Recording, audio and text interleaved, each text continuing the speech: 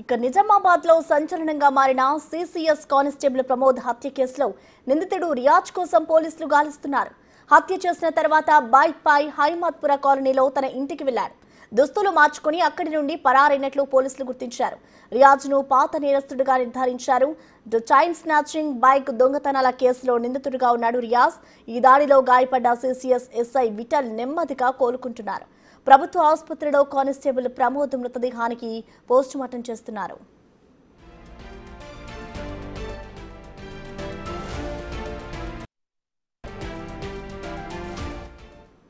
Constable Pramod హత్యపై serious అయ్యారు DGP Shivadhar Reddy.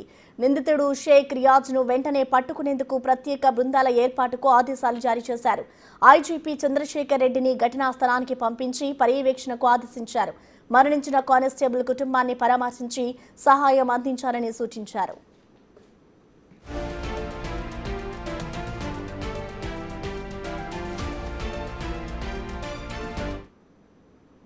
Constable Pramod హత్య రాష్ట్ర వ్యాప్తంగా పోలీస్ శాఖలో కలకలం రేపింది. రియాజ్ చాలా కేసుల్లో నిందితుడిగా ఉన్నాడు. పలు దొంగతనాలు, చైన్ స్నేచింగ్, గొడవలు, అల్లర్లలో ప్రధాన నిందితుడిగా ఉన్నాడు రియాజ్.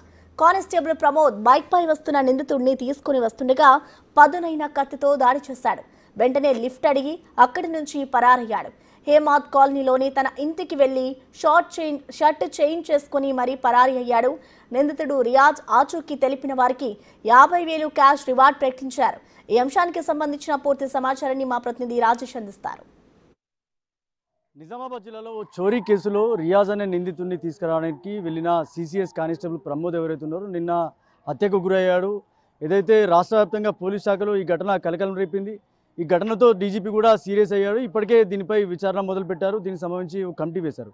అంతేకాకుండా ఏదైతే ప్రమోద్ బాడీకి ఏదైతే పంచనామా నిర్వహించేందుకు ఇక్కడికి నిన్న తీసుకురావడం జరిగింది. వాళ్ళ కుటుంబ సభ్యులంతా కూడా ఇప్పటి వరకు ఇక్కడ సంబంధించిన పూర్తి విచారణలో పాల్గొంటున్నారు. డీజీపీ కూడా ఈ విషయంలో శివధర్ రెడ్డి తీవ్ర ఆగ్రహం వ్యక్తం చేస్తూ అలాగే వాహన దొంగతనాలు, అలాగే చైన్ స్నాచింగ్ నిందితుడైన షేక్ రియాజ్పై ఇప్పటివరకు గాలింపు చర్యలు చేపట్టారు. ప్రత్యేక టీంను ఏర్పాటు చేశారు. అయితే నిన్న జరిగిన ఘటనకు సంబంధించి ఒకసారి పూర్తి వివరాలు తెలుసుకునే ప్రయత్నం అయితే చేద్దాం. ఏంటంటే ఎప్పుడైతే రియాజు ఒక దొంగతనం చైన్ స్నాచింగ్ కేసులో సిసిఎస్కి సంబంధించిన ప్రమోద్ ఎవరుతున్నాడో తనకు ఉన్నతాధికారులు ఆదేశాలు జారీ చేశారు. వెంటనే చోరీ కేసులో నిందితుడైన రియాజ్ని నాగారం ప్రాంతంలో ఉంటాడు, అక్కడ నుంచి లిఫ్ట్ చేసి తీసుకురావాలని చెప్పారు. అయితే అక్కడి నుంచి తీసుకొని వచ్చే సమయంలో ఏదైతే ప్రమోద్తో పాటు నిందితుడిని తీసుకొచ్చే క్రమంలో వెనుక నుంచి ఏదైతే తన దుస్తుల్లో ఉన్న ఒక కత్తిని, పదునైన కత్తితో ముందు భాగాన పొడిచే ప్రయత్నంలో ఒకసారిగా కింద పడిపోయారు. దీంతో ఛాతి భాగంలో పడవడంతో రియాజ్ పడవడంతో ఒకసారిగా ప్రమోద్ తీవ్ర గాయాలతో ఆసుపత్రిలో చికిత్స పొందుతూ మృతి చెందాడు. అయితే ఈ ఘటన ఒక్కసారిగా కలకలం రేపింది. నిందితుడు రియాజ్ కోసం పోలీసులు అయితే గాలింపు చర్యలు చేపట్టారు. హత్య చేసిన అనంతరం బైక్పై లిఫ్ట్ అడిగి హైమత్పుర కాలనీకి వెళ్ళి అక్కడ ఇంటి వద్ద చేరుకొని తన షర్ట్ని చేంజ్ చేసుకొని దుస్తులు మార్చుకొని అక్కడి నుంచి పరారైనట్టుగా పోలీసులు అయితే అనుమానిస్తున్నారు. రియాజ్ పాత నేరస్తుడు, చైన్ స్నాచింగ్, బైక్ దొంగతనాల కేసులో నిందితుడిగా రియాజ్ ఉన్నాడని చెప్పుకోవచ్చు. ఇప్పటివరకే ప్రస్తుతానికైతే ఎవరైతే గాయపడ్డ సిసిఎస్ ఎస్ఐ విఠల్ ఎవరుతున్నారో ఇప్పుడు ప్రస్తుతానికి కోలుకుంటున్నాడు. ప్రభుత్వ ఆసుపత్రికి సంబంధించి కానిస్టేబుల్ ప్రమోద్ ఎవరైతే ఉన్నారో మృతదేహానికి పోస్టుమార్టం నిర్వహిస్తున్నారు. పూర్తిగా పోలీస్ శాఖలో తీవ్ర కలకలం రేపింది. రాష్ట్ర వ్యాప్తంగా కూడా పోలీస్ శాఖలో ఈ ఘటన ఒక్కసారిగా అందరినీ కలిసివేసింది. ఈ ఘటనతో ఒక్కసారిగా పోలీస్ శాఖలో తీవ్ర దిగ్భ్రాంతికి గురయ్యారని చెప్పుకోవచ్చు. ఇప్పటికే పంచనామా నిర్వహిస్తున్నారు.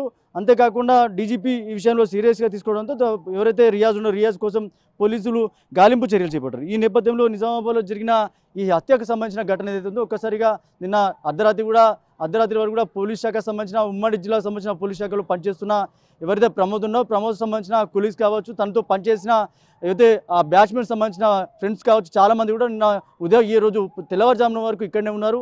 ఏదైతే కుటుంబ సభ్యులతో పాటు తోటి కానిస్టేబుల్ పోలీస్ శాఖ కూడా డిమాండ్ చేస్తుంది. వెంటనే ఎవరైతే నిందితుడున్నాడో నిందితుడిని పట్టుకొని కఠిన చర్యలు తీసుకోవాలని చెప్పి డిమాండ్ చేస్తున్నారు. ఈ కోణంలోనే డీజీపీ నుంచి ప్రత్యేకమైన ఆదేశాలు జారీ చేశారు. సిపి సాయి చైతన్య దీనిపై ప్రత్యేక కమిటీ వేశారు. దీనిపై ఒక టీంలు ఏర్పాటు చేశారు. ఎవరైతే నిందితున్నాడో నిందితుడిని పట్టుకునేందుకు ప్రత్యేకమైన టీంలు ఏర్పాటు చేశారు. ఎవరైతే కుటుంబ సభ్యులు న్యాయం చేయాలని చెప్పి కూడా ఒక పక్క కుటుంబ సభ్యులు కోరుతున్న నేపథ్యంలో ఉమ్మడి జిల్లాలో జరిగిన ఈ ఘటన కలకలం రేపింది. చూడాలి నిందితుడు ఎప్పుడు తీసుకొచ్చే ప్రయత్నం చేస్తున్నారు, కానీ చూడాలి ఎప్పుడు వస్తాడు అనేది. అంతేకాకుండా ఏదైతే ఘటనకు సంబంధించి ఒక కమిటీ వేస్తారు, పూర్తి విచారణ అయితే కావాలని చెప్పి కూడా పూర్తి విచారణ నివేదిక ఇవ్వాలని చెప్పి కూడా డీజీపీ ఆదేశాలు జారీ చేయడంతో ఎవరైతే నిందితుడి కోసం గాలింపు చర్యలు చేపట్టేందుకు పోలీసులు నిమగ్నమయ్యారు. ఇది ఇక్కడ తాజా అప్డేట్. కెమెరా సందీప్తో రాజేష్, బిగ్ టీవీ, నిజామాబాద్ నుంచి. కానిస్టేబుల్ ప్రమోద్ హత్యపై సీరియస్ అయ్యారు డీజీపీ శివధర్ రెడ్డి. నిందితుడు షేక్ రియాజ్ను వెంటనే పట్టుకునేందుకు ప్రత్యేక బృందాల ఏర్పాటుకు ఆదేశాలు జారీ చేశారు. ఐజీపీ చంద్రశేఖర్ రెడ్డిని ఘటనా స్థలానికి పంపించి పర్యవేక్షణకు ఆదేశించారు. మరణించిన కానిస్టేబుల్ కుటుంబాన్ని పరామర్శించి సహాయం అందించాలని సూచించారు. ప్రమోద్ అని మన సిసిఎస్ కానిస్టేబుల్ ఒక అక్యూజ్ రియాజ్ అని అక్యూజ్ తీసుకొస్తున్నప్పుడు అతను మన కానిస్టేబుల్ని మీద అటాక్ చేసి కానిస్టేబుల్ని స్టాబ్ చేయడం జరిగింది.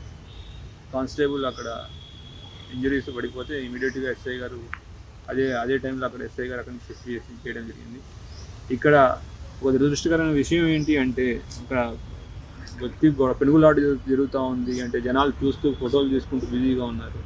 హాస్పిటల్ షిఫ్ట్ చేయాలి అని ఆటో అడిగితే ఆటో వాళ్ళు కూడా కుదరదు అని వెళ్ళిపోతున్నారు. సొసైటీ మనం ఎట్లా ముందుకు వెళ్తున్నాం, మేము వెళ్తున్నాం అనేది మీ విచక్షణకే వదిలేస్తున్నాను. ఒక వ్యక్తికి ఇంజరీ అయింది, పోలీసే కాదు ఎవరైనా అయిండొచ్చు.